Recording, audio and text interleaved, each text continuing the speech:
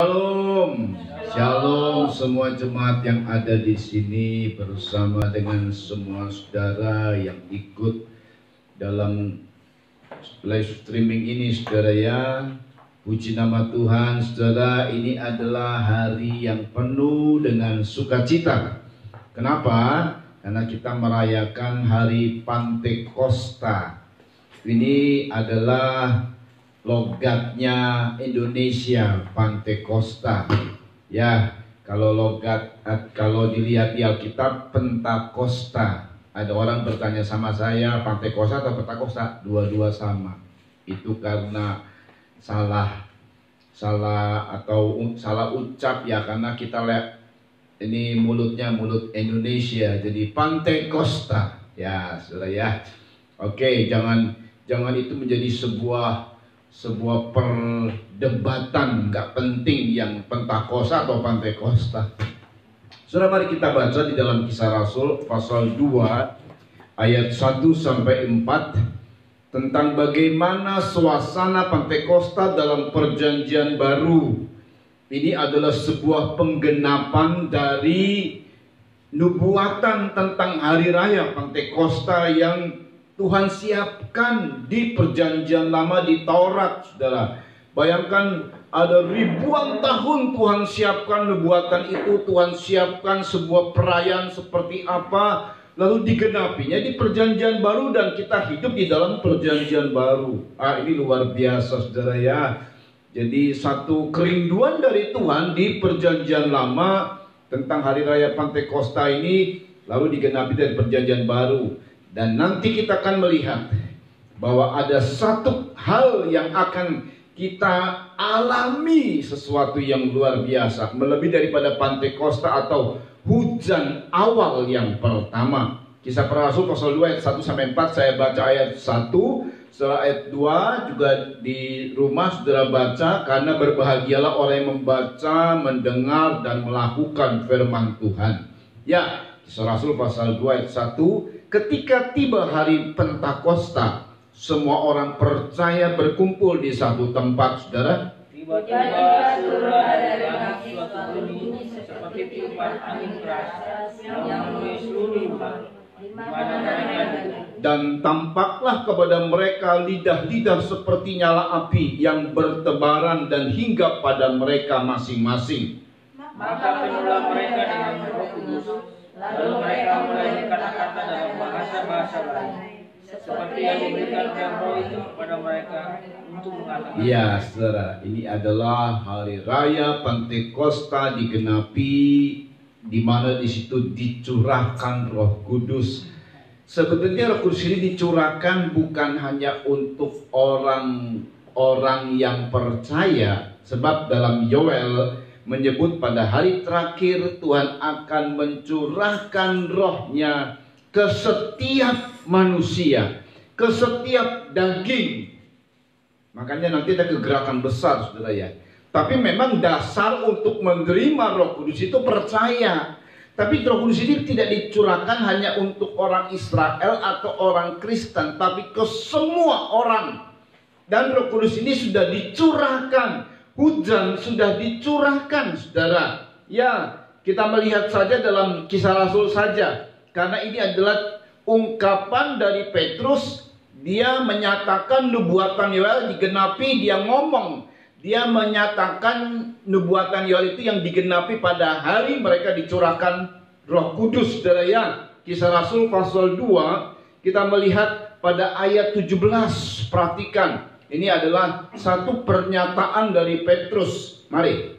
Akan terjadi pada hari-hari terakhir. Dan ini adalah hari-hari terakhir. Saudara, nanti kita akan lihat bagaimana sifat nubuatan.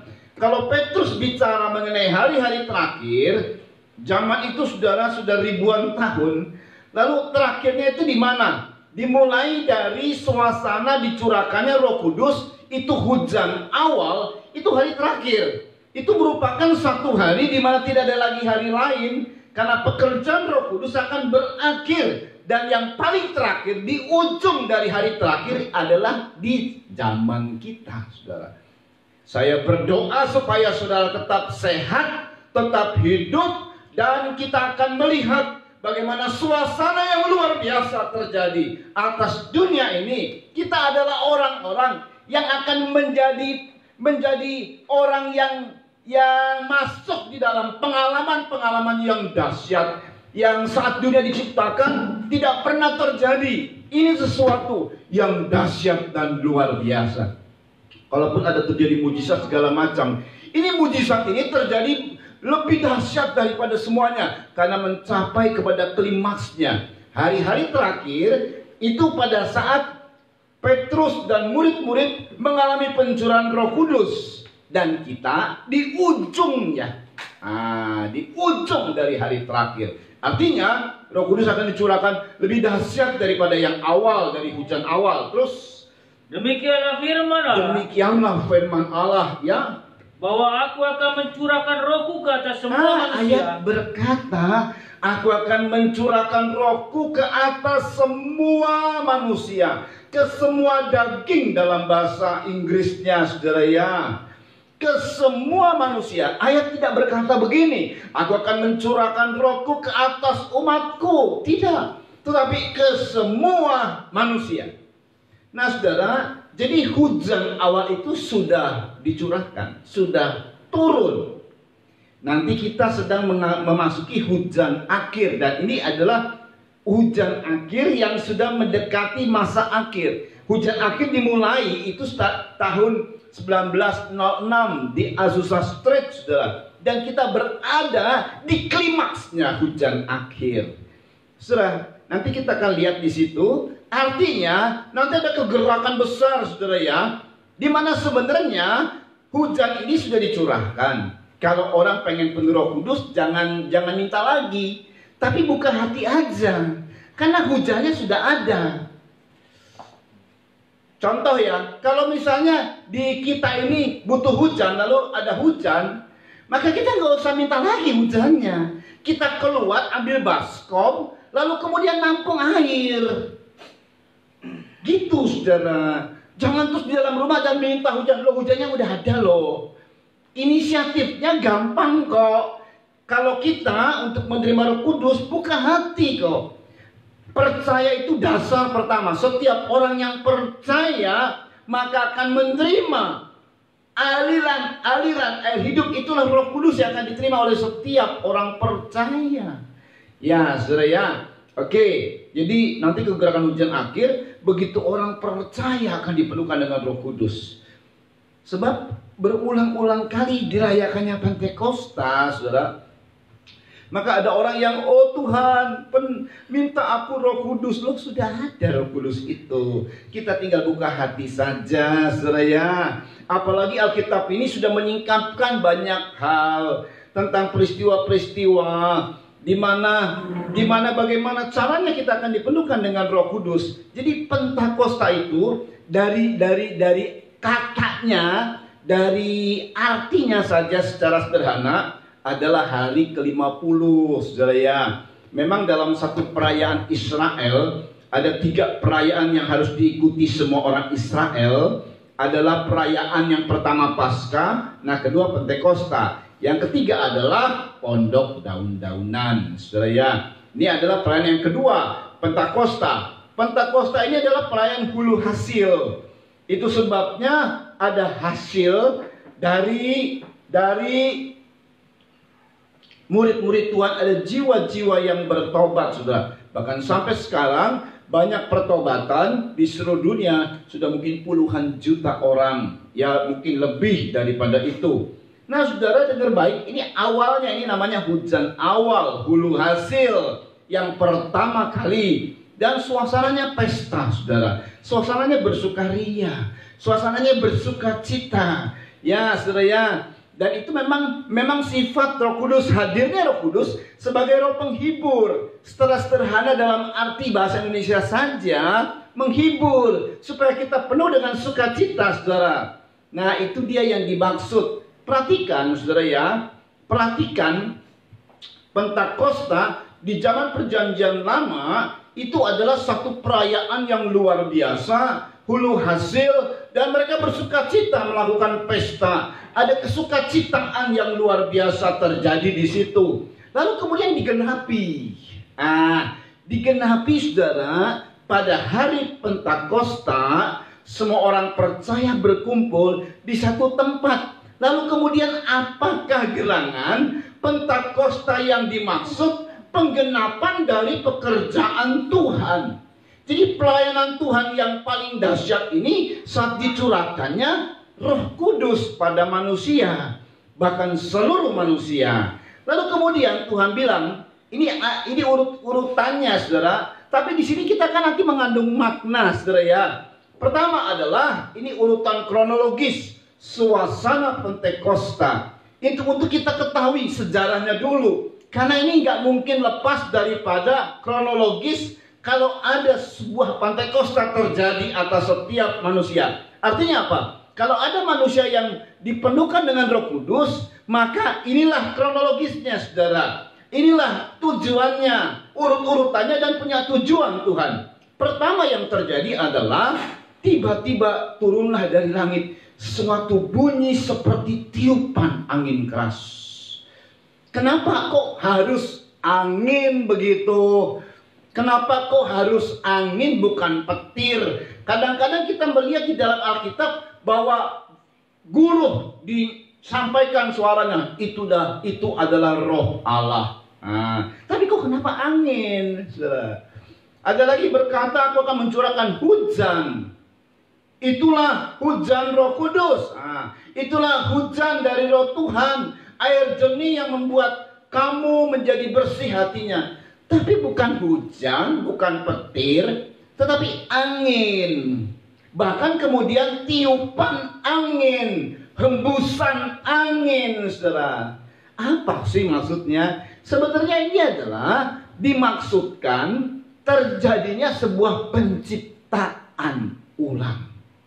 Makanya Roh Kudus ini tidak sekedar pada kita penuh berglosolali atau berbahasa lidah, tapi ada sebuah ciptaan kembali, diciptakan kembali. Sama seperti peristiwa pada saat Tuhan menciptakan manusia. Dengar baik, Tuhan menciptakan banyak benda-benda, banyak makhluk-makhluk. Tetapi semua makhluk-makhluk yang Tuhan ciptakan itu, benda-benda yang Tuhan ciptakan hanya dengan firman. Tetapi begitu Dia mau menciptakan manusia, ada sesuatu yang sangat istimewa. Pertama, Dia tidak sekedar dengan firman, tetapi dia bentuk dengan tangannya satu bangunan manusia dari tanah liat. Dari tanah liat Dia buat, dari debu Dia buat. Kejadian kita lihat. Nah, saudara, perhatikan baik-baik. Ini sangat dahsyat sekali bagaimana Tuhan mengerjakan kehidupan kita. Kejadian 2 ayat 7. Perhatikan yuk, di situ kita lihat. Ketika itulah Tuhan Allah membentuk manusia itu dari debu tanah. Iya. Dan menghembuskan napas hidup ke dalam hidungnya. Demikianlah manusia itu menjadi makhluk. Iya, ketika itulah Tuhan membuat manusia dari debu tanah, dibentuklah oleh Tuhan. Lalu kemudian setelah sudah ada bangunan manusia, ada wajah, ada hidung, ada mulut, ada telinga, ada segala sesuatu, ada tangan, kaki, lalu dihembuskannya nafas hidup. Demikianlah manusia menjadi makhluk yang hidup. Jadi manusia itu bisa hidup oleh karena ada hembusan.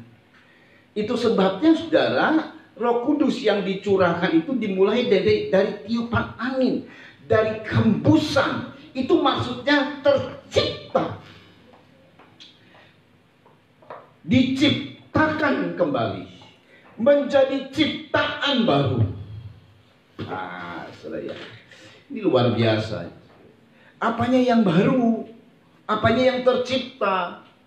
Di dalam diri kita ini tercipta, saudara. Di dalam diri kita ini, kalau komputer di-upgrade, ya saudara ya, ini harus kita alami saudara. Setelah berada dalam hembusan, ini jadi pengalaman orang yang baru pertama dalam kepenuhan Roh Kudus. Ini pertama pengalaman ini saudara ya, sebab ada banyak orang yang berbahasa roh tapi tidak mengalami pembaruan hidup. Ini kelihatannya sebuah kekeliruan saudara ya. Yang benar, kalau memang betul-betul Roh Kudus bekerja dalam satu pribadi, maka dia tercipta menjadi ciptaan baru. 2 Korintus 5 ayat 17. Nanti kita akan lihat saudara, begitu hebatnya pekerjaan Roh Kudus. Yuk, 2 Korintus 5 ayat 17. Ya.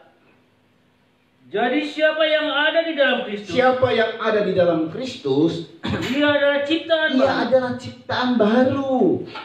Yang lama sudah berlalu. Yang lama dengan pola pikir yang lama, dengan tuntutan-tuntutan dosa yang lama sudah berlalu.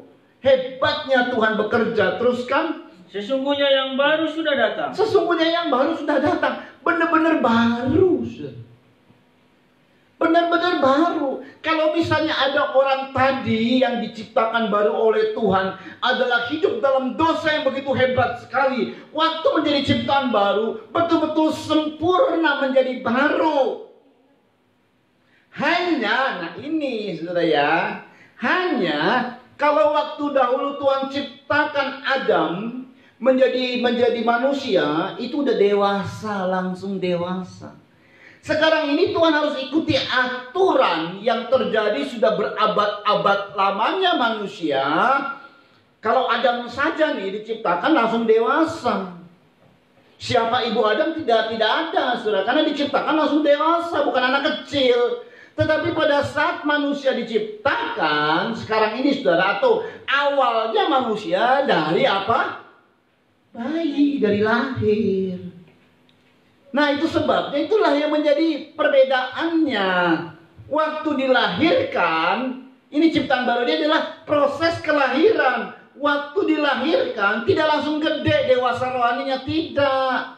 Tapi begitu dilahirkan masih kanak-kanak. Kalau seandainya ada orang yang 30 tahun baru dipenuhkan dengan Roh Kudus, usianya 30 tahun. Nah pada saat dipenuhkan dengan Roh Kudus, dia baru lahir rohaninya. Karakternya baru lahir.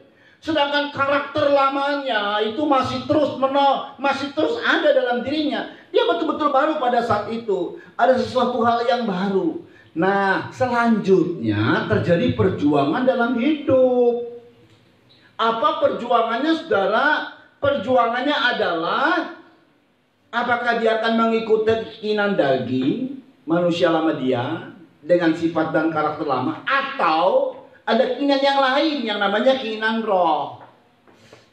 Nah itu yang menjadi problem. Tetapi Alkitab menyebut saudara, kalaupun ada orang baru sehari, baru 2 hari dia ini rohani, baru 3 hari, baru seminggu, tetapi dalam konteks rohani bisa saja secepatnya rohani itu bisa menjadi dewasa. Nggak perlu menunggu waktu seperti manusia jasmania saudara.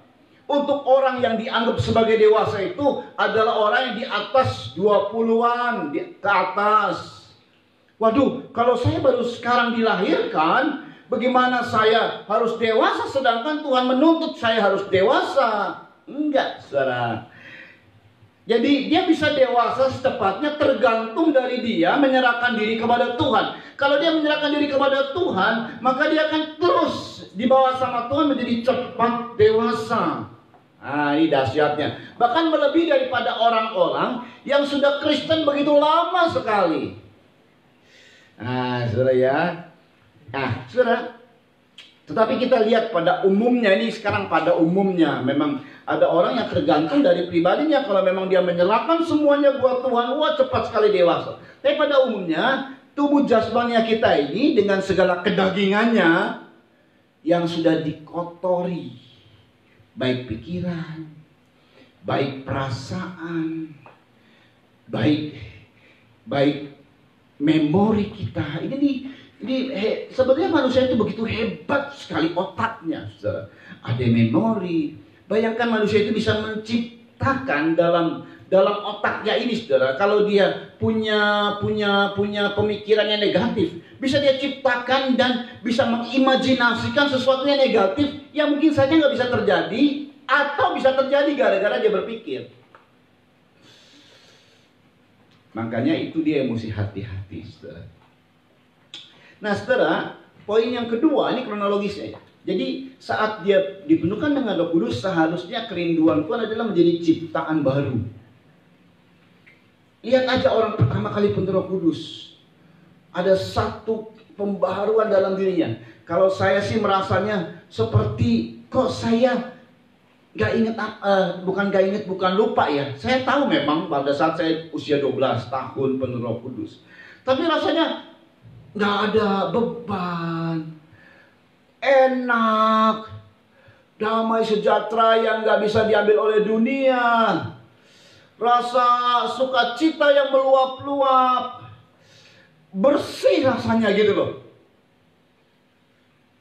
Nggak ada tuntutan dosa, nggak ada, karena bersih semua, seperti baru bangun tidur, kira-kira begitulah. Makanya beberapa orang seperti, apakah ini mimpi? Tidak. Kamu betul-betul dipenuhkan dengan Roh Kudus dan kamu ini mengalami pengalaman yang baru benar-benar. Makanya saudara ya, orang-orang seperti ini, bayi-bayi rohani seperti ini memang perlu terus dibina, saudara, supaya dia kuat. Sayang gereja tidak mengambil sikap untuk membina, saudara ya. Jadi selalu gereja itu banyaknya menuntut. Kamu sudah penuh Roh Kudus, kalau kamu begini. Dia lupa bahwa masih ada kedagingan yang masih menempel dalam diri kita, saudara. Tapi pasti Tuhan tolong kita. Karena ingat, pada saat kau sudah lahir kembali, maka kau sudah menjadi anak Allah. Nah, poin yang kedua yang terpenting adalah, kenapa kok muncul setelah tiupan angin itu nampaklah lidah api. Ini pekerjaan Roh Kudus, saudara ya. Ini Pantekosta, perayaan Pantekosta di Perjanjian Baru. Kalau perayaan Pantekosta di Perjanjian Lama, saudara, hanya sukacita yang luar biasa. Nah, Pantekosta di Perjanjian Baru itu sukacitanya ada pasti. Tetapi sukacita yang ada itu tidak cuma begitu saja. Ada tujuan yang luar biasa. Kenapa kok munculnya lidah api? Nah, saudara ya, kenapa? Karena ini, saudara, di dalam kehidupan orang yang dibaharui, maka setiap manusia itu, saudara ya, pengendalinya adalah lidah.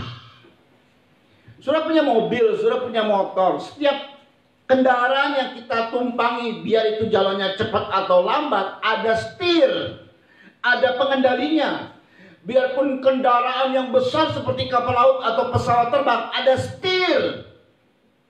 Bayangin ya, itu pesawat yang besar dengan setir yang kecil, dia bisa membelokkan dan itu bergerak sesuai dengan maunya dari pilot. Kalau kapal laut yang menampung ribuan orang, dia bisa belokkan, saudara, sesuai maunya nakoda. Kalau dia belok ke kiri, ya ke kiri. Kalau ke kanan, kecil setirnya, saudara ya. Dibanding dengan kapalnya yang begitu besar sekali. Nah, yang penting di sini adalah setirnya, kendalinya, dan lidah itu adalah kendali dari seluruh hidup kita. Yakobus 3. Itulah sebabnya mengapa ada lidah, karena Tuhan mau pegang kendalinya ini. Yakobus 3 ayat 2-8. Ini perhatikan baik-baik. Semuanya ada maksud dari Tuhan. Yuk. Sebab kita semua bersalah dalam banyak hal. Kita semua bersalah dalam banyak hal. Barang siapa tidak bersalah dalam perkataannya, ya, ia adalah orang sempurna. Kalau saudara pengen tahu orang sempurna, tidak bersalah dalam perkataannya. Puji Tuhan, presiden kita nggak gegabah berkata-kata. Kadang-kadang kita orang Kristen kalah ya. Memang ada orang yang bisa melatih, saudara ya. Melatih dia berdiam, semedi mungkin, dia ngambil sikap untuk diam. Tapi nanti kita mau tahu, saudara, sumbernya itu di hati. Kalau di mulutnya diam, di hatinya bergejolak, bentar lagi juga akan belum beludak. Kalau misalnya di hatinya beres, nggak ada bahan nih, nggak ada bahan berontak, nggak ada bahan segala macam, karena udah bersih semua, nggak muncul di mulut. Jadi pemberesannya itu di hati. Makanya Roh Kudus itu sasarannya memang hati. Tetapi kemudian yang dipegang itu adalah mulut. Sumbernya hati. Ya, apa yang meluap dari mulut itu adalah dari hati. Ya, tapi kita baca dulu Yakobus pasal 3 ini. Yuk dilanjutkan. Yang dapat juga mengendalikan seluruh tubuhnya. Yang dapat juga mengendalikan seluruh tubuhnya. Terus Kita mengenakan kekang pada mulut kuda. kita mengenakan kekang pada mulut kuda. Terus Sehingga ia menuruti kehendak kita. ya, sehingga ia menuruti kehendak kita, saudara ya. Terus Dengan jalan demikian kita dapat juga mengendalikan seluruh tubuhnya. saudara tahu kuda tidak mudah untuk dikendalikan, saudara. Kuda liar, oh mengerikan sekali. Jangan coba-coba kalau kita nggak pengalaman di situ. Terus Dan lihat saja kapal-kapal. lihat saja kapal-kapal, ya. Walaupun amat besar Walaupun amat besar. dan digerakkan oleh angin keras. Ini dalam 2000 tahun yang lalu kapal masih disebut besar. Sekarang lebih besar, mega besar, saudara. Kapal induk, kapal tanker. Tapi bisa dikendalikan dengan kemudi yang kecil. Terus Namun dapat dikendalikan oleh kemudi yang amat kecil. amat kecil, ya, ukuran semanusia gitu loh, nggak segede, nggak lebih daripada manusia nakodanya, sudah, wah susah ya, wah perlu lima orang gitu, nggak perlu satu orang saja. Terus, Menurut kehendak jurumudi. iya, terus kan, Demikian juga lidah. lidah. Coba keluarin kita lidahnya, man. Lidah. Kata orang tak bertulang, kalau bertulang kagak bisa ngomong. Terus, Walaupun suatu anggota kecil dari tubuh. anggota kecil dari tubuh, saudara ya. Iya kan? Daripada tangan, gede tangan. Masukin tangan sama lidah, lebih gede tangan kita, saudara.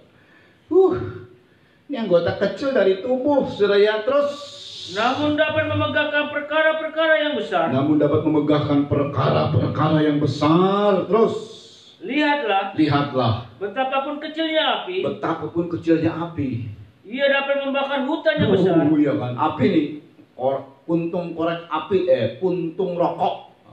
Puntung rokok dibuang sama orang pas lagi zamannya kemarau, kebakaran hutan. Itu di Riau itu, saudara ya, kebakaran hutan di daerah Kalimantan pada saat musim-musim kemarau, saudara. Itu bukan dari yang gede dulu, kecil bisa menjadi hutan, bisa kebakaran. Nah, saudara ya, terus Lidah pun adalah api. lidah pun adalah api.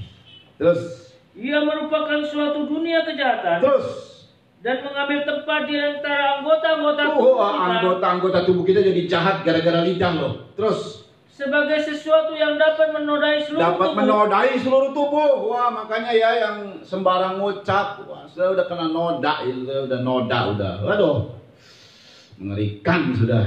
Apa yang diucapkan itu kita dipertanggungjawabkan.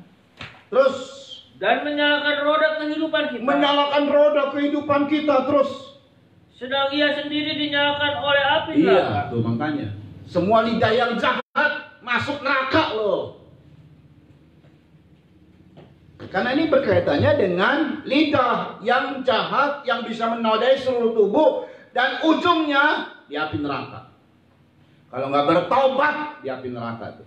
Terus Semua jenis binatang liar, semua jenis binatang liar, burung-burung, burung-burung, serta binatang-binatang menjalar, binatang-binatang menjalar, buaya, lalu ular, apa saja, perhatikan. dan binatang-binatang Wah, laut binatang-binatang laut yang sulit untuk dijangkau manusia, tapi bagaimana? dapat dijinakan Iya, dan telah dijinakan oleh sifat telah manusia. dijinakan oleh sifat manusia. Tapi bagaimana? Tetapi tidak seorang pun yang berkuasa menjinakkan lidah. Tidak seorang pun yang berkuasa menjinakkan lidah. Terus, Ia adalah sesuatu yang buas, dia lebih buas daripada buaya. Sekalipun apalagi buaya darat gitu kan ya, lebih buas. Dia lebih buas daripada beruang. Dia lebih buas daripada singa. Dia lebih buas daripada binatang buas. Terus, yang tak terkuasai dia tak terkuasai dan penuh racun yang mematikan. dan penuh racun yang mematikan. Makanya perlu sekali Roh Kudus itu hadir sebagai lidah api. Kenapa? Menguasai lidah kita ini yang tidak bisa dijinakan. Dijinakannya oleh kuasa Roh Kudus. Ya, saudara, ini menarik banget. Tuhan itu hebat banget dalam pekerjaannya, sempurna sekali. Haleluya. Saya lihat rencana Tuhan itu hebat banget ya. Lidah itu tidak bisa dijinakan oleh sifat manusia. Itu tadi kalau saya bilang dia bertahan, diam gitu ya. Tapi nanti dia mencuat. Jadi kalau gitu orang bisu lebih baik ya? Iya, lebih baik. Serius? Anda mau bisu? Ada yang mau bisu di sini? Tapi orang bisu lebih baik. Serius? Dia sedikit ada kurang noda di sini nih, di dalam lidah. Tapi saya mau tanya, Anda mau jadi bisu? Silahkan aja, doa sama Tuhan, buat aku bisu Tuhan. Orang bisu, saudara, seluruh permohonannya dia nggak akan bisa bersosial, nggak akan bisa punya teman. Nah sekarang orang bisu supaya bisa berkomunikasi, karena orang nggak ada yang mau bisu. Bagaimana caranya berkomunikasi? Pakai bahasa isyarat. Nah bahasa isyarat itulah. Kalau dia marah, ya pakai bahasa isyarat, ya sama aja. Kedua, di samping bahasa isyarat yang sekarang paling gampang adalah gadget. Gadget kan tidak mengucapkan, betul ya? Sekarang ini kan sudah dialihkan ke gadget. Kita ngomong tidak ngomong di mulut. Kan ini kan bicara lidah. Ini tidak lidah loh. Ini ketikan loh. Kami mawon. Ungkapan hati semua. Mau diketik, mau diomong, sama semua. Matius kita baca. Matius 12 ayat 34 sampai 37. Ini perlu banget ini. Itulah sebabnya mengapa Tuhan pegang kemudinya manusia. Apa itu? Lidah. Dengan lidah api. Bukan gak ada maksud. Lalu kemudian berglosolali. Bukan gak ada maksud. Orang-orang mungkin menghina-hina. Orang-orang mungkin mengejek-ngejek. Apa itu? Kayak malam-malam misalnya. Loh bukan gak ada maksud loh. Tuhan itu sempurna. Nanti kita lihat di situ. Matius 12 dulu. Kita baca 34 sampai 37. Yuk. Hai kamu keturunan ular beludak. Kamu keturunan ular beludak. Nah, ular beludak itu kalau ular cirinya di mana? Lidah. Kebuka lidahnya. Suruh buka lidahnya. 2. Nggak ada ular, lidahnya cuma 1. Selalu 2 bercabang. Dia ngomong A, bisa B. A dan B. Makanya tidak boleh serentak ya dan tidak, kata Tuhan. Kalau ya, ya, iya.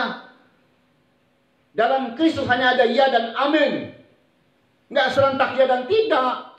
Di mulut ya, di hati tidak. Itu ular. Munafik. Terus. Bagaimanakah kamu dapat mengucapkan hal-hal yang baik? Ya. Sedangkan kamu sendiri jahat. Iya, kalau jahat gimana bisa mengucapkan hal yang baik? Oke, bisa dalam waktu sementara, tapi nanti ngebludak.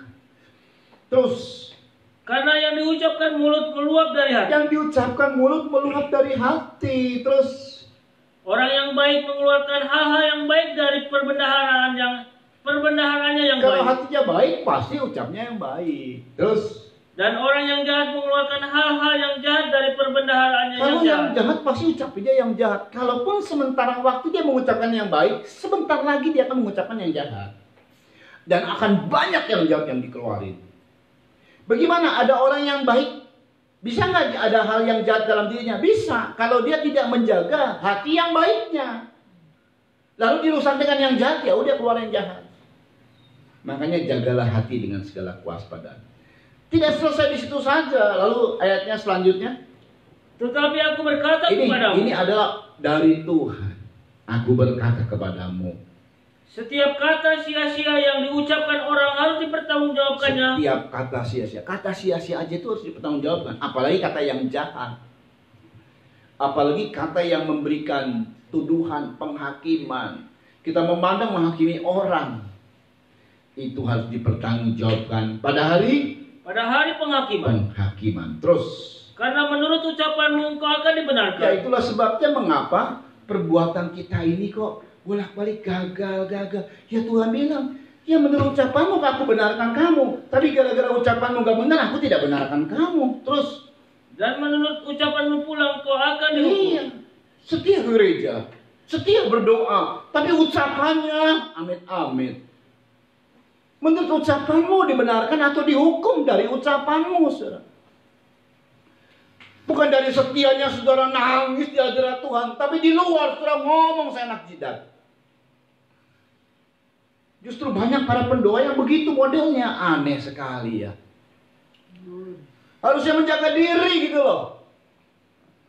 Saudara setia ke gereja, saudara setia baca Alkitab, tapi kok nggak pengaruh ya? Ya iyalah, mulutmu yang mempengaruhi hidupmu. Mati hidup dikuasai oleh lidah. Saudara mau lihat hari-hari bahagia, jaga lidahmu. Tapi tadi memang lidah ini susah dikendalikan. Itu hebatnya Tuhan punya rencana yang dahsyat. Dia munculkan Roh Kudus sebagai lidah api. Sasarannya kepada lidah manusia. Makanya manusia yang dipenuhkan dengan Roh Kudus berbahasa lidah. Bukan kedip-kedip matanya. Bukan goyang-goyang. Tapi berbahasa lidah itu tanda orang dipenuhkan dengan Roh Kudus. Itu mutlak. Kenapa? Karena Tuhan pegang kendalinya. Tuhan pegang setirnya. Saya berbahasa Indonesia. Yang pegang setirnya adalah saya. Otak saya yang pegang setirnya. Tapi pada saat kita berbahasa lidah asing, Tuhan yang pegang setir. Nah gini loh. Tahunan kita pegang kendali diri kita sendiri. Aku adalah aku, semau gue.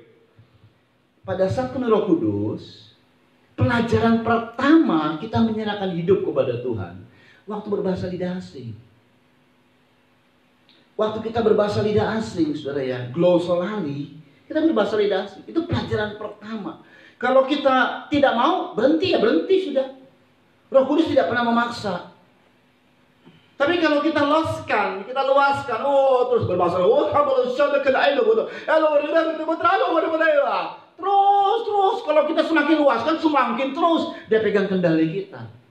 Dengan kita sering berbahasa roh, itu artinya kita belajar, kita melatih diri kita untuk dikendalikan oleh Tuhan. Jadi penting gak berbahasa roh? Penting. Karena pada saat kita berbahasa roh, roh kita dipegang sama Tuhan. Dan roh kita ini, saudara, lidah kita ini dipegang oleh Tuhan, berbahasa lidah. Lidah kita dipegang oleh Tuhan. Kita dipegang kemudinya oleh Tuhan. Itu belajar. Kalau kita berbahasa Indonesia terus, saudara ya, kita itu memakai otak kita, memakai aku kita. Kalau untuk orang, ya kita mesti berbahasa Indonesia. Kalau untuk Tuhan, kita melatihkan pribadi ini dengan Tuhan. Biarlah Tuhan yang pegang kendali. Saudara berulang kali, tadi nyanyiannya, di altarmu. Gimana? Rohmu yang hidup penuhiku. Terus, ku buka hati untuk jamahanmu. Berserah penuh di hadiratmu, kau ambil alih. Hebat kan nyanyiannya ya. Seluruh hidupku di altarmu, menyembahmu. Ambil alih Tuhan. Pelajarannya itu adalah bahasa roh. Karena kemudiannya mana? Lidah. Tuh Tuhan sempurna, saudara, hebat banget Tuhan, itu pekerjaannya luar biasa. Tapi tidak sekedar di situ saja nih. Sebab kalau orang sudah berbahasa roh, terus bagaimana lanjutnya? Biasakan memang. Lalu bagaimana lanjutnya? Belum selesai di situ. Memang kalau kita lihat di sini, saudara ya, ini menarik sekali. Perhatikan ya, waktu diciptakan baru, maka manusia itu menjadi baru, ada ciptaan baru, tapi karena sudah mengikuti alurnya, manusia itu halus dari lahir awalnya itu. Makanya Yesus juga hadir dari lahir. Bukan berarti Yesus gak bisa nggak bisa hadir, udah langsung dewasa, bisa tuh. Yesus disebut oleh Korintus Adam kedua. Adam itu diciptakan langsung dewasa, bukan dari bayi loh. Yesus bisa diciptakan langsung dewasa, bisa. Tapi aneh, bisa-bisa menjadi alien. Nah, ini kan ada omongan alien. Alien itu apa? Tidak secara manusiawi yang lahir dari bayi. Itu manusia itu lahirnya dari bayi. Manusia lahir menjadi bayi, itu manusia. Nah kalau udah jadi gede, tiba-tiba muncul alien. Makanya dia lahir sebagai bayi. Sudah ya. Nah demikian juga dia melahirkan kita sebagai bayi. Namanya bayi, saudara. Bayi ini tetap harus ada komunikasi. Dan komunikasi itu, saudara, berbahasa bayi ya, mulai dari bahasa bayi. Lalu bayi ini, saudara ya, ini bayi India, bayi Amerika, bayi Jepang, bayi Cina, bayi Indonesia. Waktu bayi mah sama semua.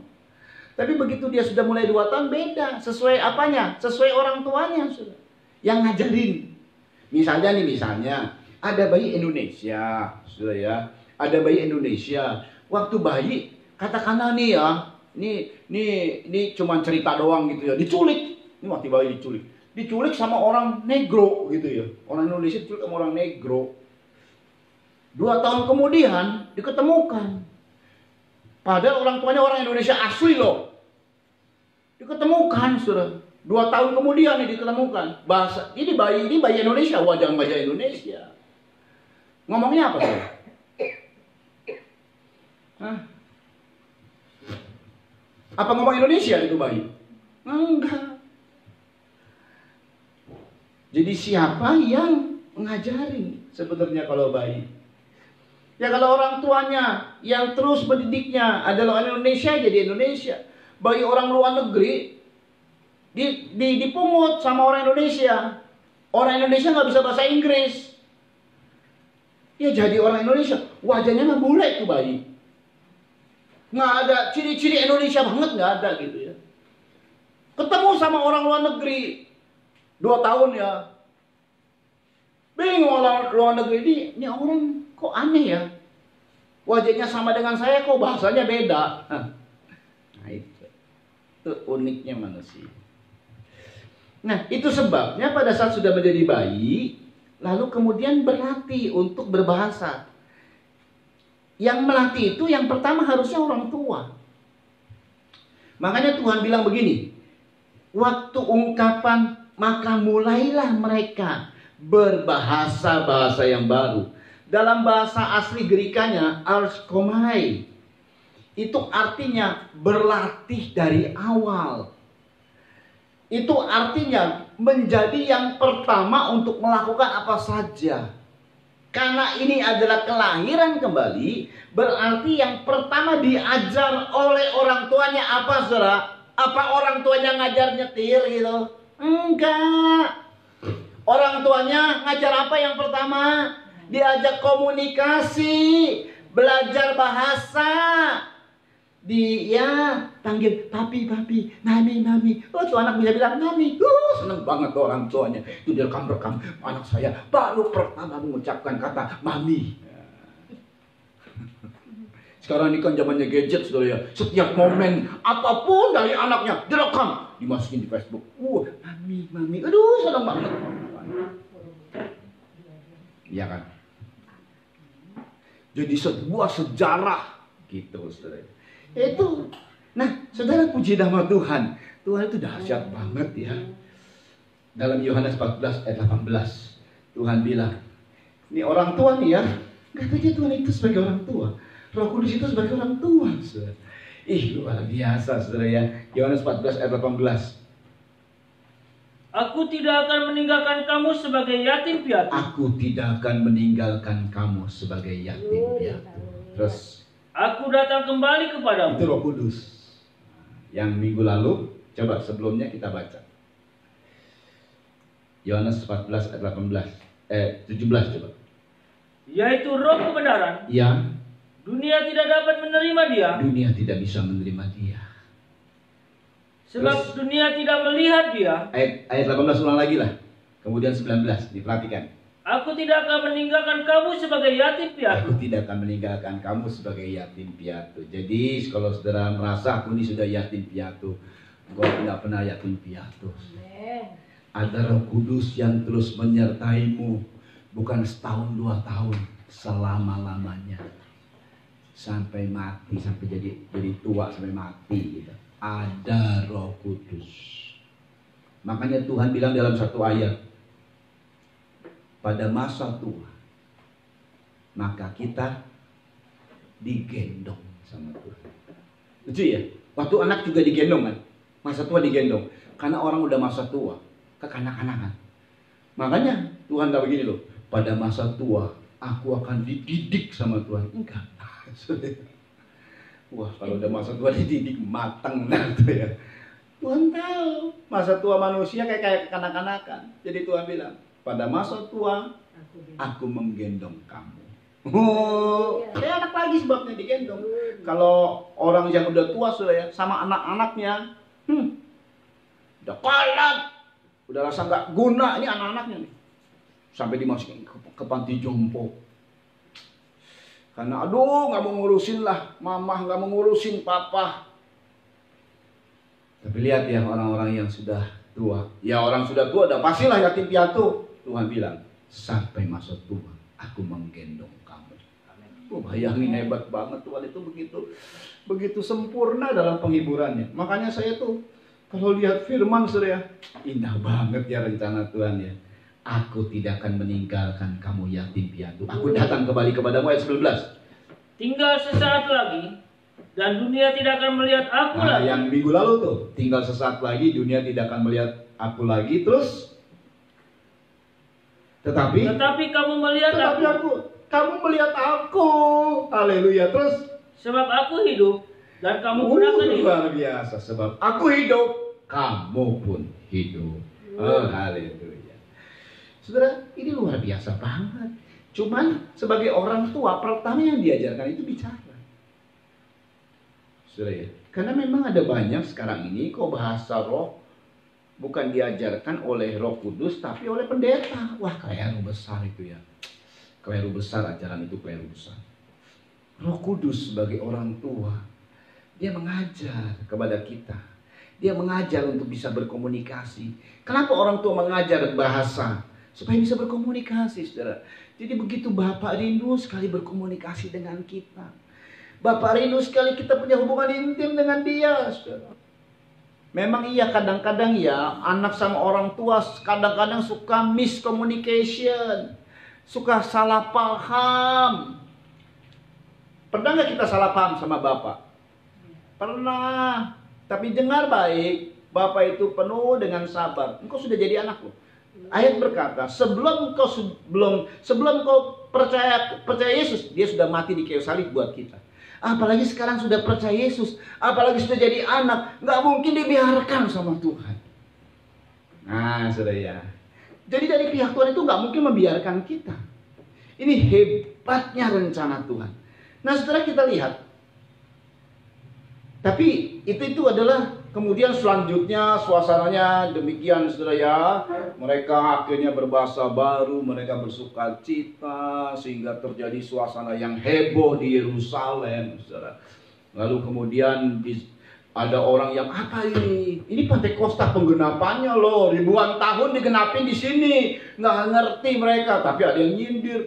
Mereka itu mabuk anggur. Waduh, tiba-tiba muncullah Petrus. Nah ini nih sekarang. Saudara, hebatnya Tuhan bekerja. Luar biasanya, karena tidak hanya sekedar.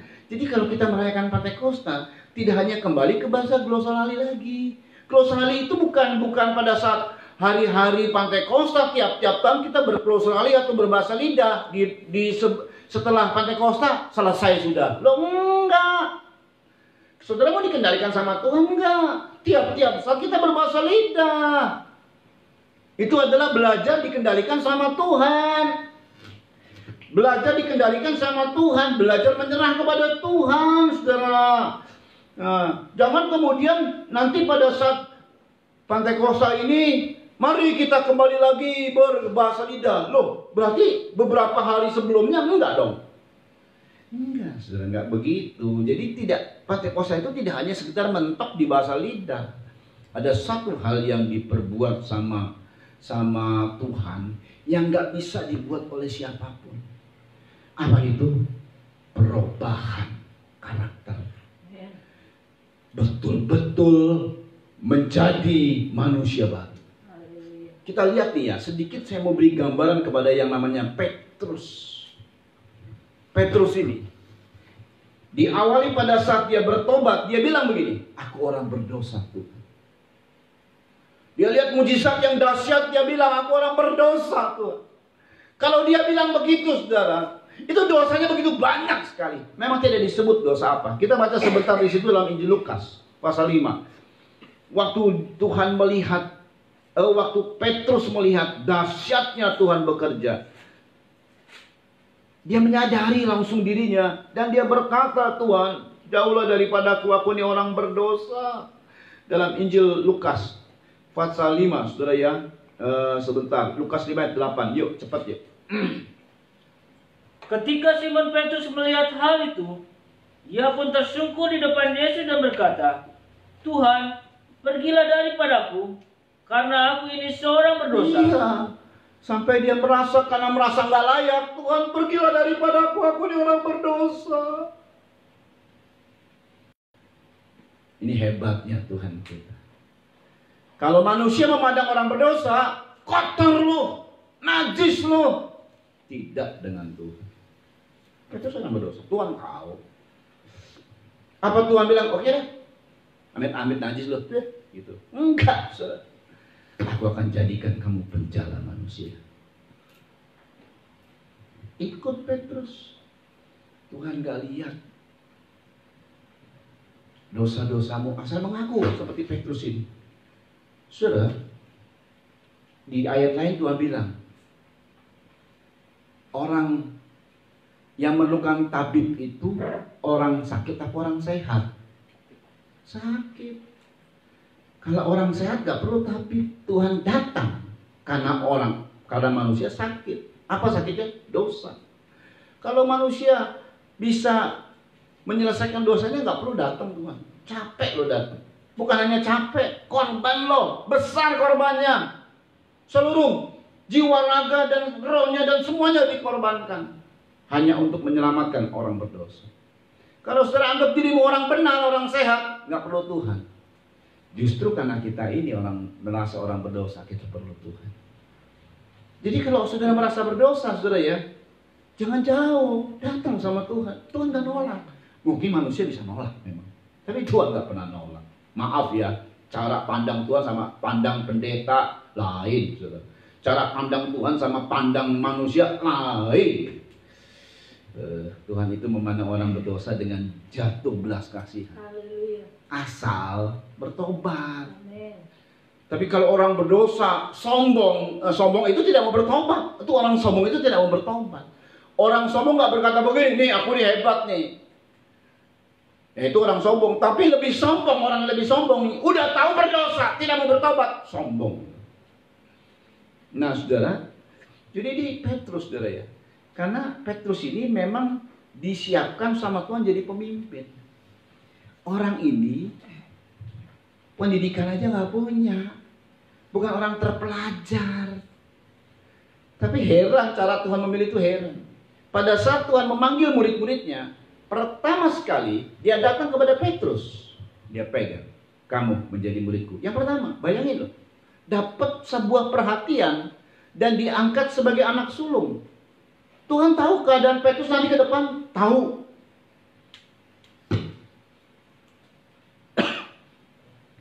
Lalu ini sebenarnya yang kemudian sebuah pernyataan Tuhan itu semakin diteguhkan dengan sikap Petrus. Ada hal yang baik dalam Petrus, cuman yang lucunya saudara ya, begitu dipuji sama Tuhan, nggak lama kemudian dibanting. Tapi bukan karena Tuhannya, karena salahnya dia sih. Gara-gara apa semua? Gara-gara ngucap. Matius 16 kita baca dulu sebentar di situ. Ayat 16, yuk cepat yuk. Nanti kita akan lompat, nanti kita akan lihat pada poin terakhir. Bayangin aja nih kalau orang kayak begini, kalau saudara kayak begini, kayak apa itu nanti modelnya ya. Yuk kita cepat. Maka jawab Simon Petrus, Ya, engkau adalah Mesias, anak Allah yang hidup. waktu Tuhan bilang, menurut kamu siapa aku? Kalau menurut orang, aku dianggapnya nabi. Ya orang nggak ngerti sih. Kalau menurut kamu siapa aku? Petrus yang ngomong. Karena Petrus yang ngomong, dia mendapat kesempatan jadi anak sulung, menjadi pemimpin. Kalau Yohanes yang ngomong, Yohanes jadi pemimpin. Petrus yang ngomong ini, saudara ya. Yuk. Kata Yesus kepadanya, Ya. berbahagialah engkau Simon bin Yunus, Ya. sebab bukan manusia yang menyatakan itu Kata kepadamu. Petrus, engkau adalah Mesias, anak Allah yang hidup. Tuhan bilang, berbahagialah engkau Simon bin Yunus. Bukan manusia yang menyatakan itu kepadamu, terus. Melainkan Bapakku yang di surga. Ya, terus. Dan aku pun berkata Aku kepadamu, pun berkata kepadamu, engkau adalah Petrus, engkau adalah Petrus. dan di atas batu karang ini aku akan mendirikan jemaatmu, Aku akan mendirikan jemaatku. dan alam maut tidak akan menguasai. Alam maut tidak menguasainya, apalagi cuman corona. Nah, bayangin, alam maut aja nggak bisa menguasai, hebat ya. Udah begitu, dia tidak dikuasai alam maut. Kemudian yang kedua, nih bayangin ya, Petrus ini hebat loh, dapat berkat sorga dan bawah bumi. Wah, ini kan hebat, saudara ya. Yuk, Kepadamu akan kuberikan kunci kerajaan surga. alam maut itu menguasai kematian, menakutkan. Sorga sumber berkat, dikasih kunci. Kan enak, saudara ya. Terus, Apa yang kau ikat di dunia ini akan terikat di surga. ya, Dan apa yang kau lepaskan di dunia ini akan terlepas di surga. otoritas tuh, hebat kan. Petrus loh, orang tidak terpelajar, sederhana. Tapi waktu ada peluang dia ambil cepat. Memang sih orang pemimpin itu akan punya respon cepat, itu akan dijadikan pemimpin. Respon cepat dan tepat ya, ngomong dari ngomong. Tetapi nggak lama kemudian, karena dalam pasal 16 juga saudara ya, saya tidak tahu beberapa harinya atau beberapa jamnya, saya tidak tahu, tidak disebut sih ya. Cuman ini dia di pasal 16 kalau kita lihat dalam Injil Matiusnya ayat 22. Tetapi Petrus menarik Yesus ke samping dan menegur dia. Katanya, Tuhan, kiranya Allah menjauhkan hal itu sekali-kali tak akan menimpa engkau. Iya, nih saudara, makanya nih keadaan Petrus. Tuhan, kiranya dijauhkan dari Tuhan hal itu semua. Karena Yesus bilang gini, nanti anak manusia akan diserahkan pada orang, pada ahli-ahli, imam-imam kepala, dan dibunuh. Pada hari ketiga bangkit. Petrus, bayangin Petrus tiba-tiba tarik Yesus. Sini Tuhan, mau ngomong pribadi. Lalu dia, tetapi Petrus menarik Yesus ke samping dan menegur. Siapa yang menegur? Petrus negor Tuhan. Tuhan, kiranya Allah menjauhkan hal itu. Hal itu sekali-kali takkan menimpa engkau. Engkau ini hebat. Nah itu dia, nggak tahu rencana Tuhan. Yuk. Maka Yesus berpaling dan berkata kepada Petrus. Ya, pasal 16 sebelumnya, Petrus, engkau ini hebat. Berbahagia Petrus. Tapi hari itu, saat itu, apa yang Tuhan bilang? Enyah iblis. Enyah iblis. Terus, engkau suatu batu sandungan bagiku. Engkau batu sandungan bagiku. Terus, sebab engkau bukan memikirkan apa yang dipikirkan Allah. Iya. Melainkan apa yang dipikirkan Karena manusia. Pikiran manusia, batu sandungan. Ada iblis. Di hati ada Bapa, di pikiran ada iblis. Ada ya? Iya ada. Jadi makanya ada orang-orang gini, wah di gereja ini gak ada iblis. Lihat. Sedangkan di sorga saja masih ada iblis.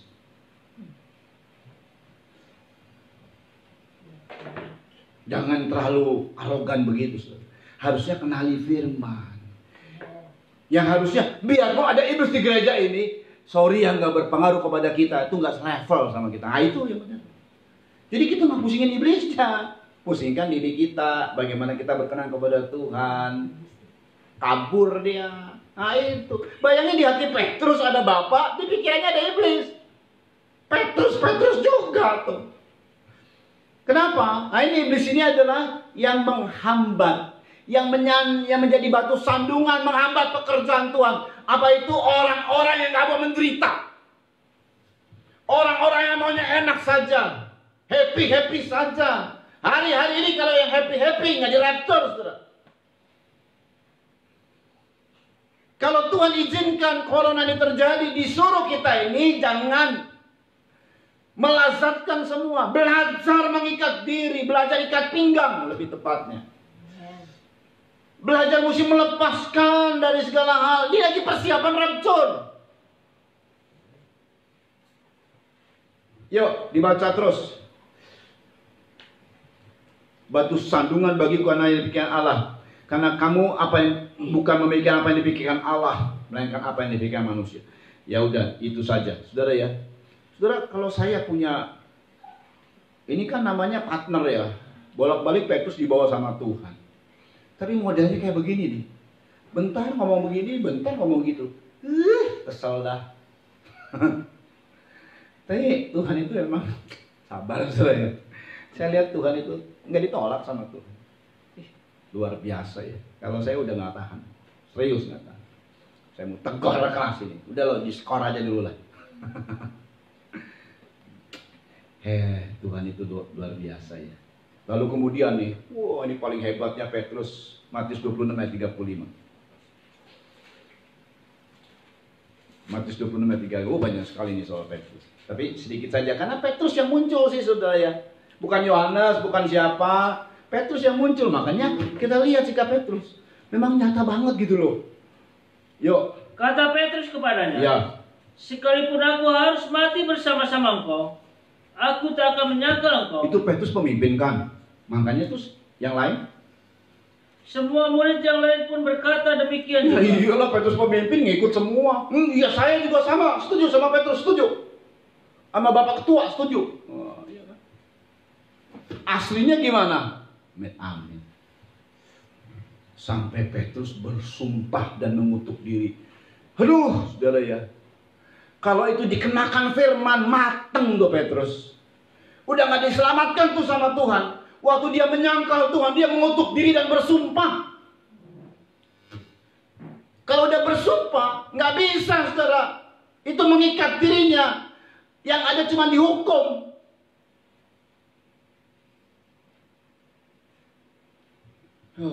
Untung Tuhan itu baik. Itulah untung anugerah Tuhan besar sama Petrus.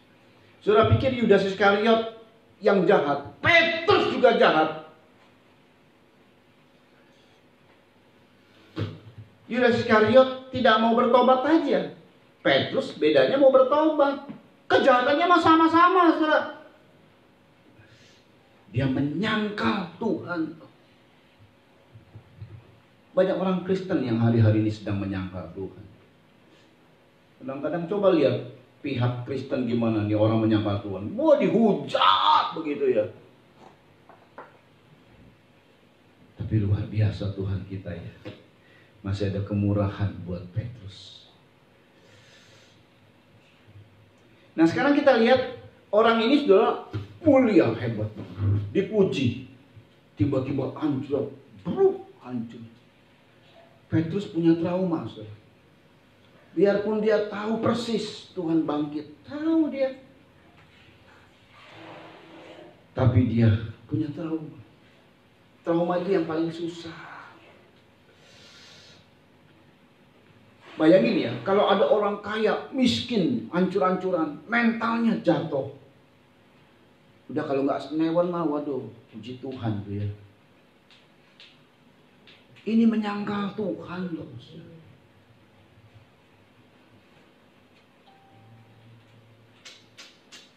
Kelewatan loh. Tapi Tuhan bilang, aku tetap sayang Petrus. Waktu Tuhan bangkit. Kalau saudara perhatikan tentang kebangkitan Tuhan. Petrus itu dikhususkan sama Tuhan. Sampaikan kepada Petrus dan saudara-saudaraku. Saudara ya. Selanjutnya waktu kebangkitan udah beberapa kali Tuhan menunjukkan diri, tetap aja masih mundur ya. Satu kali dia mundur. Yuk mundur yuk, kita mancing ikan, menjala ikan lagi yuk. Itu Petrus yang ngajak, ya semua ngikut lah. Tapi puji Tuhan ya, Tuhan tetap sayang sama Petrus. Sama seperti Tuhan sayang sama kita. Nah itu dia. Ya maklum mungkin ya orang tidak terpelajar. Tapi mau terpelajar tidak terpelajar sama aja. Intinya, kalau ada hamba Tuhan kayak begini saudara ya, kalau ada pelayan Tuhan kayak begini, dipercaya, jatuh, mengkhianati. Ini kan pengkhianat negara ini namanya. Udah pasti mentalnya jatuh. Minder pasti. Mundur pasti. Ya kan? Ada trauma sih. Petrus juga pikirannya negatif lah. Seolah-olah kalau dalam pikiran tuh udah konslet, udah error. Tapi masih hidup untuk. Saudara, nah ini nih hebatnya. Semua ini rusak nih dalam pikiran Petrus, dalam memori Petrus, di dalam cara pandang Petrus. Semuanya rusak. Ya jiwanya, ya mentalnya. Waktu dipenuhkan dengan Roh Kudus, itu betul-betul baru. Waktu dia bicara di hadapan orang, mentalnya betul-betul hebat itu. Tadi dia takut banget, tapi dia bicara dengan berani di hadapan orang untuk menyatakan kebenaran. Ada wibawa roh dalam dirinya yang harusnya minder luar biasa, drop luar biasa, baik mental, baik jiwa, baik pikiran. Yang lebih hebatnya lagi adalah dia ungkapkan semua. Dia bicara tentang Daud, dia bicara tentang siapapun. Di dalam Alkitab dia ungkapkan, Petrus ini bukan imam. Saudara, kalau kita ini Alkitab banyak, saudara bisa beli Alkitab. Di sono enggak gitu. Yang pegang kitab-kitab adalah para imam. Nggak bisa orang awam pegang kitab-kitab, gulungan-gulungan kitab, nggak bisa. Tapi Petrus dia bisa ungkapkan. Anda tahu, saudara-saudara semua tahu, ungkapan siapa Daud berkata begini. Inilah yang diungkapkan dalam kitab Yoel. Dia bisa tahu, bayangkan, hebat sekali saudara. Mulutnya dipakai oleh Tuhan. Karena dia menyerahkan kepada Tuhan kendali hidupnya di altarmu. Ku berserah sepenuh. Wih, luar biasa. Dipakai oleh Tuhan. Ada wibawa, ada kuasa di dalam dirinya. Dan banyak orang yang bertobat. Petrus loh. Saudara, saudara pasti lebih baik dari Petrus kan? Gak pernah menyangkal Tuhan kan? Dalam kehidupan hidupmu yang morat-marit, susah dan lain sebagainya, tapi nggak pernah nyangkal Tuhan di hadapan orang kan? Saudara lebih baik dari Petrus. Petrus bisa dipakai sama Tuhan. Kita semua bisa dipakai sama Tuhan. Tuhan rindu memakai kita, saudara, untuk jadi alatnya. Hari-hari ini ada banyak orang-orang yang bertobat. Tuhan cari pekerja-pekerjanya. Tuhan gak lihat latar belakangmu. Mungkin kau berkata, aku ini orang berdosa Tuhan, seperti Petrus. Aku pernah menyangkal Engkau Tuhan. Aku ini gak tahan menderita Tuhan, seperti Petrus semualah. Tapi aku mau datang kepadamu. Aku mau Tuhan merendahkan diri di hadapanmu. Itulah kuasa Roh Kudus yang mengubah. Betul-betul baru. Punya intelijen dari Tuhan, kewibawaan, mental yang kuat, semua dari Roh Kudus. Makanya saudara, bagaimana kita harus mengandalkan Roh Kudus dalam hidup kita.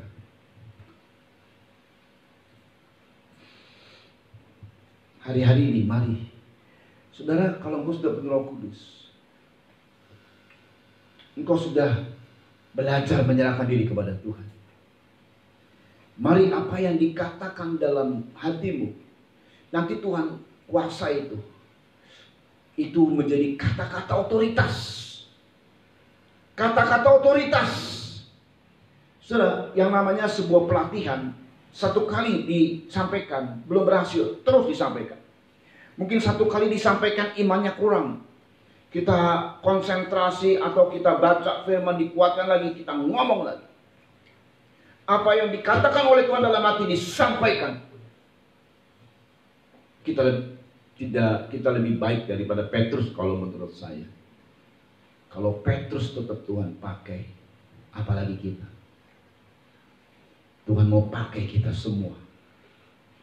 Hari-hari ini Tuhan sedang mencari pekerja-pekerjanya.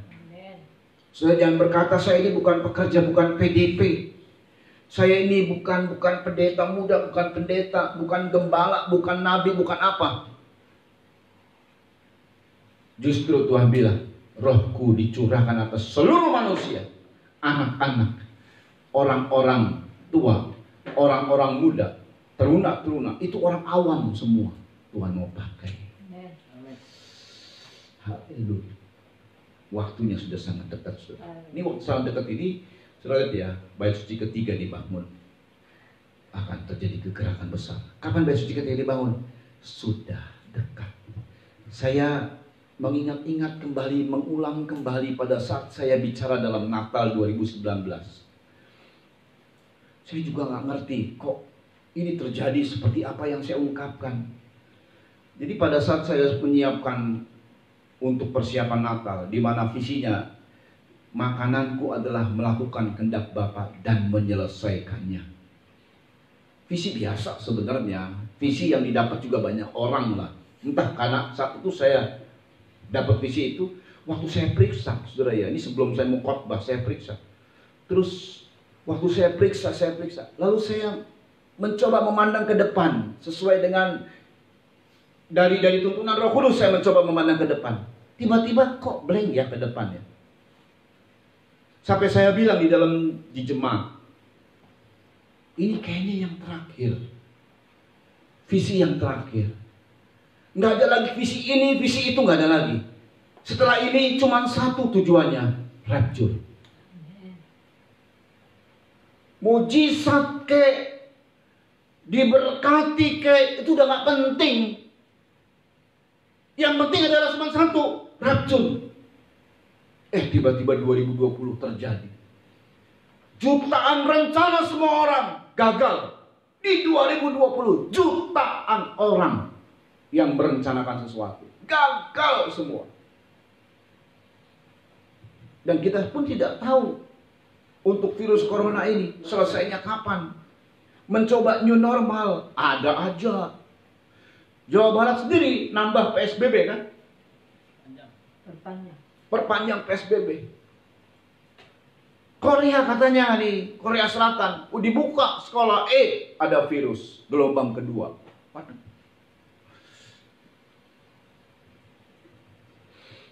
Makanya saudara, saya percaya Tuhan pasti bela kita. Ya memang. Jadi setiap saya ungkapkan sekarang ini adalah salam rapture. Saya merindu sekali untuk kita semua di rapture. Cuma itu satu arah kita, rapture. Sudah diberkati berlimpah-limpah, percuma kalau nggak di rapture. Sudah disembuhkan, percuma kalau nggak di rapture. Makanya saya juga tidak tahu ya, tiba-tiba waktu persiapkan Natal 2019, saya juga nggak tahu beritanya bahwa virus corona ada di Desember itu juga di Wuhan. Saya nggak pernah tahu, saudara. Hanya saya sampaikan bahwa kok kedepannya nggak ada lagi ya, kosong rasanya saya dapatkan. Cuman satu arahnya, cuman rapture aja kata Tuhan. Betul.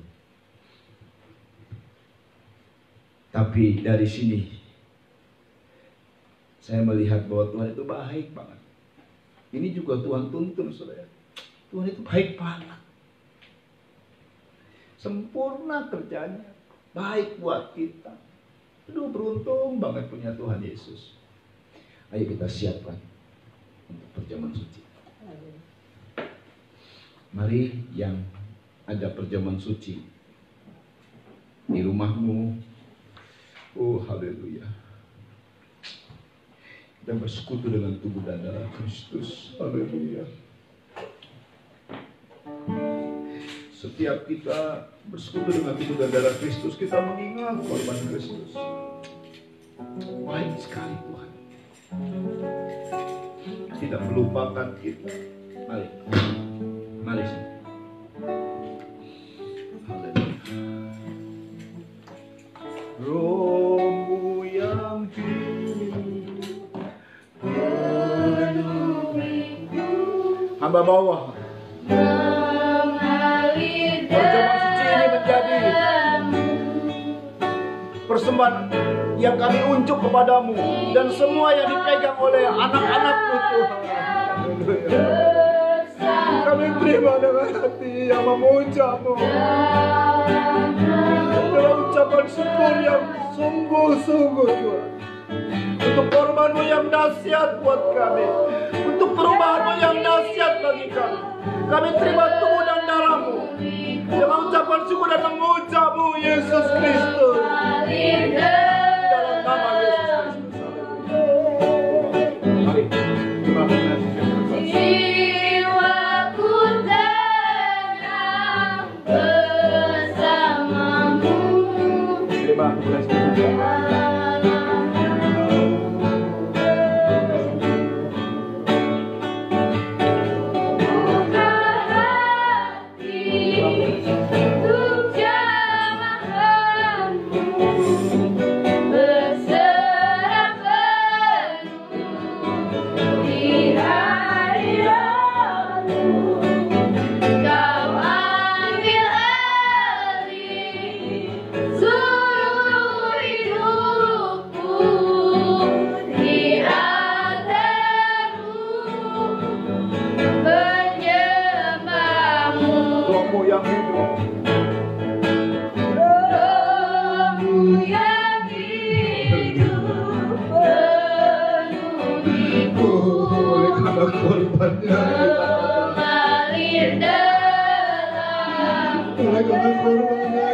Masukkan dalam bilangannya.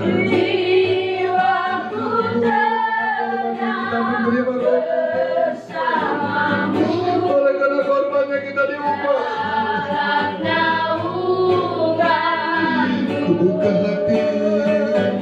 Ku buka hati. Untuk jamahanmu berserah penuh di hadiratmu. Kau ambil alih seluruh hidupku di altarmu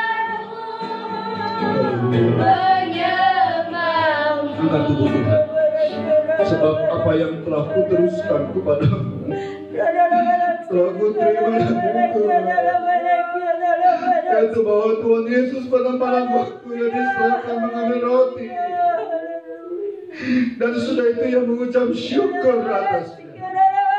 Yesus memecah-mecahkannya dan berkata, inilah tubuhku yang diserahkan bagi kamu. Perbuatlah ini menjadi peringatan akan aku. Saat Yesus ngomong ini, di situ ada Petrus. Petrus yang berkata, kalaupun mereka menyangkalmu Tuhan, aku sekali-kali tidak akan menyangkal. Aku sekali-kali tidak akan meninggalkan. Seperti itu juga perkataan kita. Saat penderitaan datang, kita ngomel, kita bersungguh. Tapi Tuhan tetap sayang Petrus. Tuhan juga sayang kita. Pandangannya adalah pandangan kasih sayang. Asal kita mau dekat dengan Dia, datang ke Dia. Dia berkorban tidak hanya untuk begitu saja. Korbannya tidak sia-sia. Haleluya. Haleluya. Bukankah roti yang kita pecah-pecahkan adalah persekutuan dengan tubuh Kristus? Amin. Mari makanlah tubuh Kristus dengan percaya. Anugerah yang besar.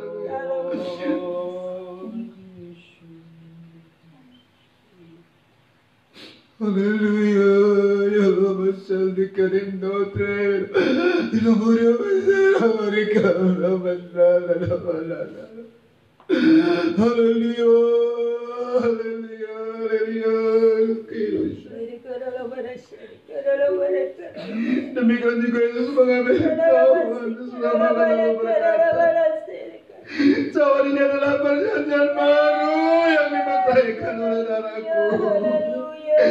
Perbuatlah ini setiap kali kamu meminumnya menjadi peringatan akan aku. Sebab setiap kali kamu makan roti ini dan minum cawan ini, kamu memberitakan kematian Tuhan sampai Ia datang. Bukankah cawan pengucapan syukur yang atasnya kita ucapkan syukur adalah persekutuan dengan darah Kristus? Amin. Minumlah dengan percaya darah Kristus. Haleluya. Mari saudara, kita berbahasa roh. Yang belum berbahasa roh, lihat ada jamaah Tuhan atasmu.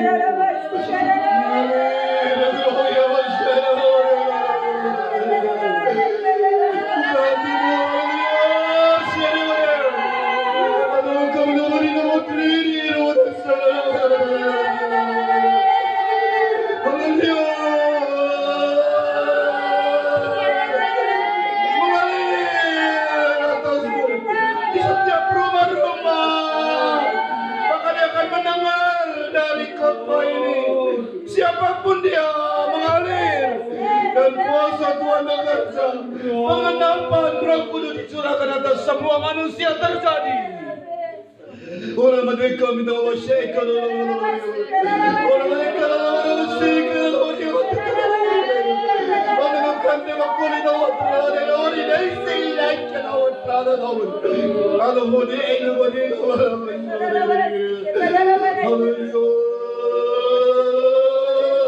Haleluya. Mengalir, haleluya. Mengalir, haleluya. Sebab roh itu sudah dicurahkan, haleluya. Sudah dengar derau dari hujan, haleluya. Ada suara hujan yang besar akan terjadi atas dunia ini. Hebat terjadi atas dunia ini. Di mana-mana orang akan berbahasa roh. Di gereja, di pasar-pasar, haleluya, di setiap rumah, di dalam nama Yesus itu terjadi, haleluya, hari ini. Tuhan buka semua pintu-pintu hati, haleluya, haleluya. Sedang ada kegerakan atas seluruh manusia, haleluya.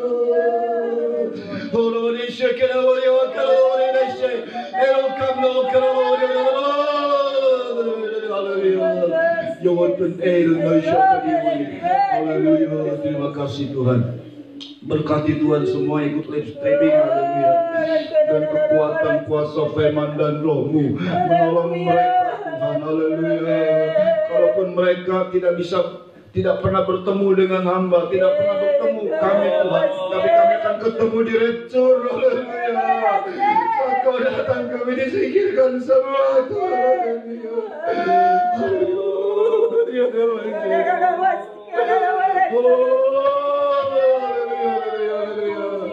Berkati Tuhan dan tolong kuatkan Pak Jokowi Tuhan, dengan para menteri yang ada, TNI Polri dan khususnya para medis di garda depan Tuhan, tolong, haleluya. Buatkan mereka Tuhan, haleluya. Penghiburan Roh Kudus adalah penghiburan atas mereka semua, karena Roh Kudus telah dicurahkan atas seluruh manusia. Oh haleluya. Mari Tuhan beri penghiburan kepada semua orang yang telah memperhatikan sesama dalam nama Yesus Kristus. Tuhan tolong beri hikmat kepada semua tim medis dan juga mereka-mereka Tuhan yang sedang menyelidiki. Biarlah akan diketemukan vaksin di Indonesia ini, di dalam nama Yesus Kristus. Haleluya. Tuhan berkati semua korban yang disampaikan jemaat Tuhan, baik korban perpuluhan, korban ucapan syukur, korban tantangan. Mereka telah memberikan dengan hati yang tulus, berkati berlimpah-limpah. Haleluya, haleluya atas mereka Tuhan. Oh, seperti Engkau telah memperhatikan burung-burung pipit, demikian Kau perhatikan anak-anakmu. Mereka sudah menjadi anakmu Tuhan, dalam kehidupan mereka, dalam pekerjaan. Tidak ada yang mustahil bagi Tuhan, ada yang terbuka jalan, apapun bisa Tuhan buat.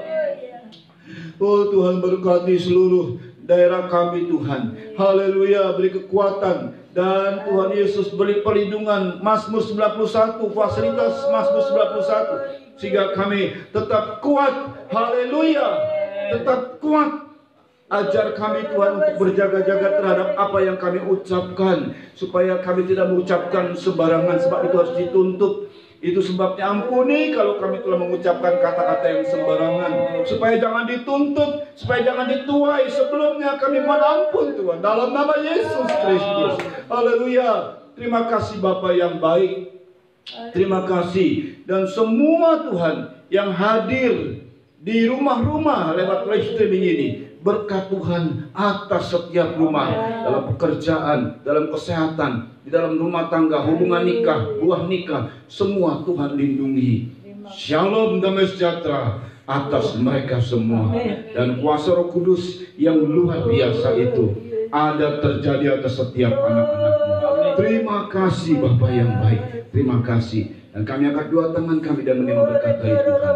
Saudara-saudara yang dikasih oleh Tuhan, terimalah anugerah, cinta kasih sayang dari Bapa yang sungguh sangat mengasihimu. Kasih karunia lewat kuasa pendamaian korban Kristus, serta pimpinan kekuatan kuasa Roh Kudus menjadi milikmu saudara-saudara, dari sekarang ini sampai tulis datang kalian kedua, bahkan sampai selama-lamanya. Dalam nama Tuhan Yesus Kristus, mempelai pria sorga dan imam besar yang kami puja-puji selalu, kami alaskan doa ini. Haleluya. Amin. Tuhan memberkati.